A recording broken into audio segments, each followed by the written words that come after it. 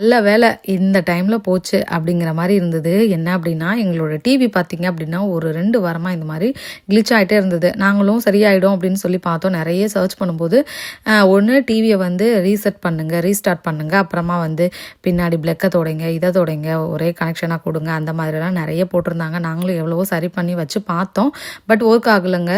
அடுத்து வந்து என்னாச்சு அப்படின்னா, இது வேறு ஆப்ஷனே கிடையாது. நம்ம வந்து ட்ராஷ் தான் பண்ணி ஆகணும். அதுதான் வந்து இப்போ பண்ணிகிட்ருக்குறோம்.